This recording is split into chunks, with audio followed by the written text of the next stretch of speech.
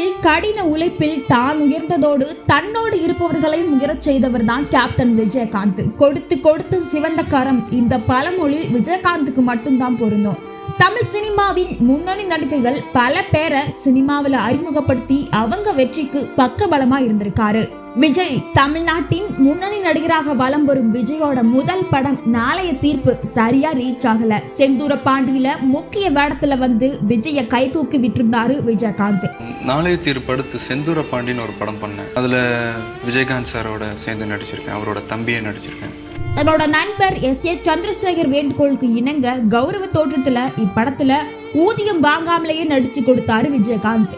வடிவேல், கவுண்டமணி, செந்தில்னு கொடிகட்டி பறந்த அந்த காலத்துல வாய்ப்பில்லாம கஷ்டப்பட்ட வடிவேல கை கட்டி கொடை பிடிக்கிற வாய்ப்பு கொடுத்து சினிமாவில ஒரு பாதையை ஏற்படுத்தி கொடுத்தாரு. தியாகு, விஜயகாந்தின் நெருங்கிய நண்பர்களுள் ஒருவரான தியாகு ஆரம்ப காலத்துல பட வாய்ப்புகள் இல்லாம கஷ்டப்பட்ட போது தான் நடிக்கிற படங்கள்ல குணச்சித்திர நடிகராகவும் வில்லனாகவும் வாய்ப்பு ஏற்படுத்தி கொடுத்தாரு விஜயகாந்த். செந்தில், ஆரம்ப காலங்கள்ல நகைச்சுவையில கொஞ்சம் பின்தங்கியிருந்த செந்திலுக்கு தன்னோட படங்கள்ல நடிக்கிற வாய்ப்பை ஏற்படுத்தி கொடுத்தாரு விஜயகாந்த். அம்மன் கோவில் கிழக்காலே, வைதகி காத்திருந்தால், நானே ராஜா நானே மந்திரி போன்ற படங்கள்ல செந்தில் விஜயகாந்த் கூட்டணி நகைச்சுவையில ரசிகர்களை வயிறு வலிக்க சிரிக்க வச்சது. கரண், விஜயகாந்த் நடிப்புல வெளிவந்த கண்ணு பட போகுதையா நடிகர் கரனுக்கு திருப்பு முனைய தந்துச்சுன்னு சொல்லலாம். இந்த படத்துல விஜயகாந்த் தம்பியா நடிச்சிருந்த கரனுக்கு நடிப்பை தாண்டி உண்மையான பாசத்துடனும் தோழமையுடனும் சினிமாவின் பல நுணுக்கங்களை கற்றுக் கொடுத்தாரு விஜயகாந்த். மன்சூர் அலிகான், புரட்சி கலைஞர் விஜயகாந்தின் 100வது படமான கேப்டன் பிரபாகரன்ல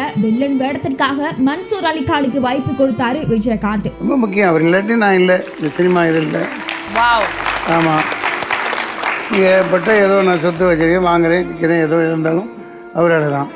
என்னமா நூற்றுக்கணக்கான பேர் அறிமுகப்படுத்தியிருக்காரு அந்த மனுஷன். தங்கமான மனுஷன். அவருக்கு ஏன் இவ்வளவு சோதனை வந்துச்சுன்னு தெரியல. கேப்டன் பிரபாகரன் 2க்காக நான் ரெடியா இருக்கேன். 100வது படம் தியேட்டர்ல 100 நாட்களுக்கு மேல ஓடி சூப்பர் டூப்பர் ஹிட் ஆச்சு.